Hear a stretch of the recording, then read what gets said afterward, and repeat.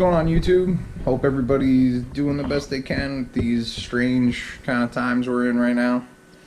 Thought I'd try and entertain you, bring you a video that's a little bit different. So, my black 4Play, I was doing some maintenance on and came to realize that the cranks on it were 170 mil instead of 175. Now, the bike had always felt like it was geared higher than my other 4Play, even though they were exactly the same, 22, 16. And I can't help but wonder if that 5mm difference is what caused it the whole time. I always just accredit it to the bike being heavier because obviously, or not obviously, but the parts on this bike are not as high-end as the parts that are on the blue one, and the bike is heavier. So, I'm going to put it to the test. I have the crank off of my dirt jump bike. Now, this is a 175mm crank, and it's actually a really strong crank, but it's 100 grams heavier.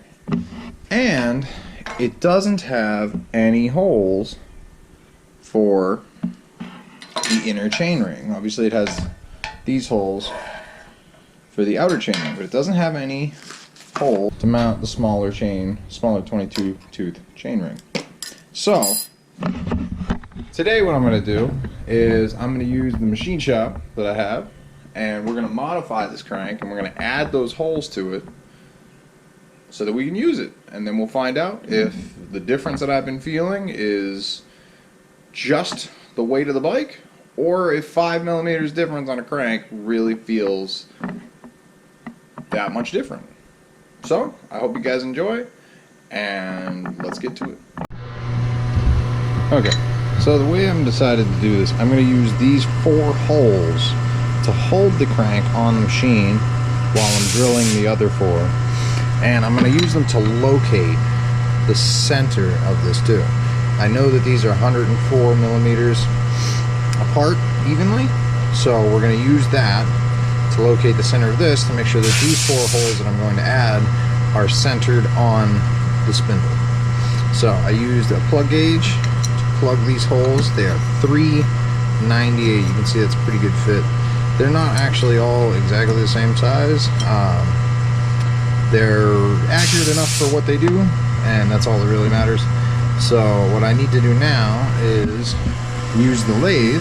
I'm going to make 4 little spacers, 398 with a 1/4 inch hole through the center of them, and that's what we're going to use to locate and hold down the crank over in the mill when we put in the 4 holes. So I'm going to turn those.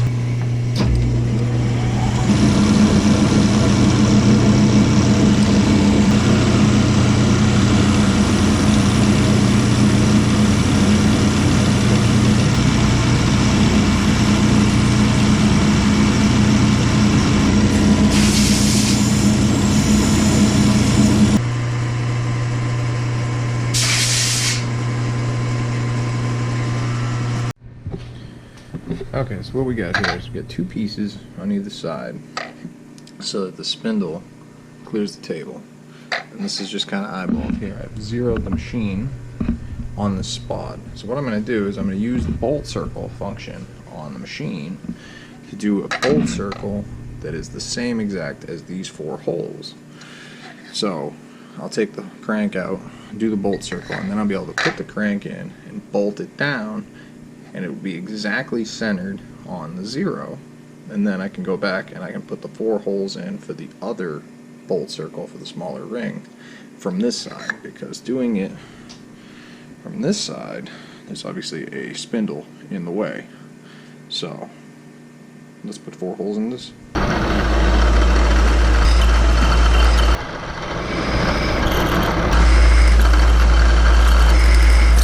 Alright, so now we just gotta tap these 4 holes and we can bolt the crank down.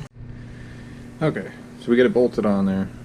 We got a carbide end mill in here. It's an aluminum center cutting 3-flute end mill. So we're gonna do the same bolt pattern. This is gonna peck drill it. I need to use something carbide because obviously there's an angled surface here and a drill would deflect.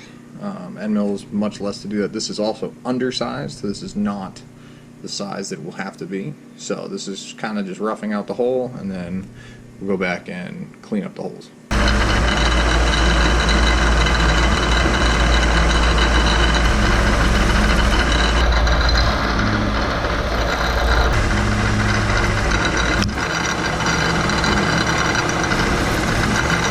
First hole is roughed out, and now we're going to go back. We're going to do what's called a pocket function. We're going to use this end mill to create the final size here.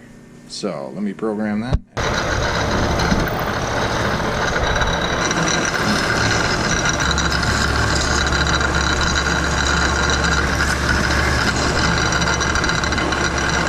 So this part of this project should be all done. Now I'm just going to tap it. Now I'm just going to tap these holes, and it should bolt right on. So I got the tap set up. I did a test hole just to make sure everything was working good. I don't want to mess up the crank on. So the trick with this is I had to use an extension to reach all the way down. I got the crank bolted up from the bottom. It's still in the same place. Everything with that's good. The trick with this is that the tap is held somewhat loose in here, so that if it catches or anything like that, the tap will just spin in the holder. This isn't the best way to tap it, really, but I need something with a long enough reach to get past the spindle to tap it from this side. The other side, being that it's not flat, the tap won't start right, or the tap won't start evenly, and it could move and get all funky, and we don't want that. So it's a lot easier, especially considering I already have this fixture kind of thing set up here, to just bolt it from underneath and tap it from this side and call it a day. So let me line it up. The first hole.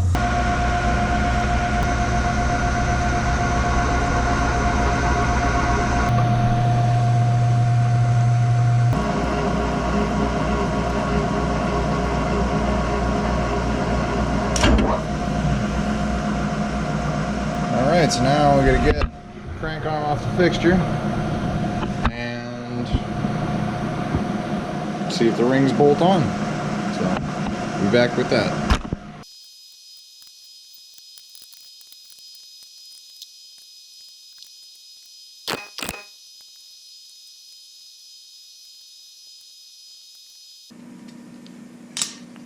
Boom. All done. Everything bolts on. Might paint some black on the machine parts here just to hide it a little bit, but fits. Everything bolts together. Now we get to try it on the bike. Alright, so here we are. Crank all back together.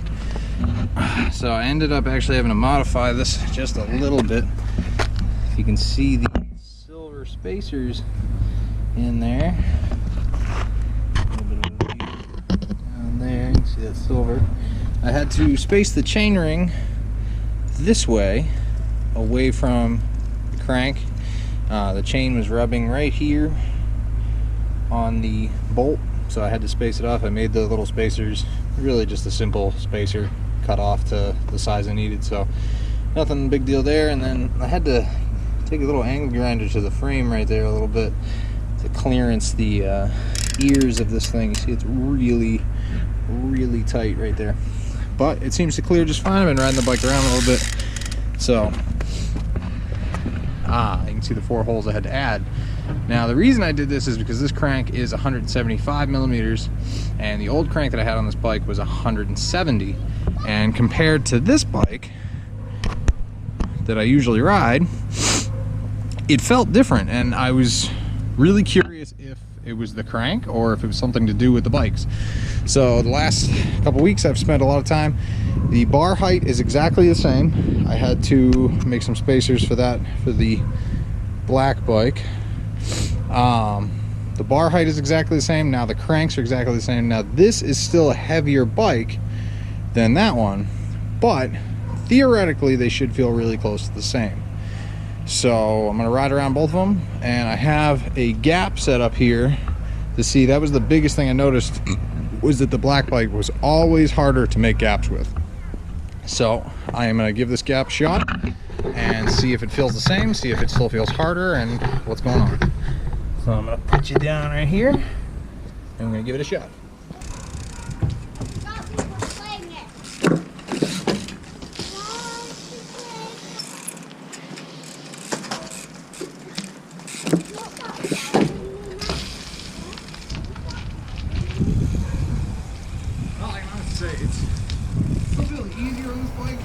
So what it's hard to hear me saying in this clip is that it does actually feel different now.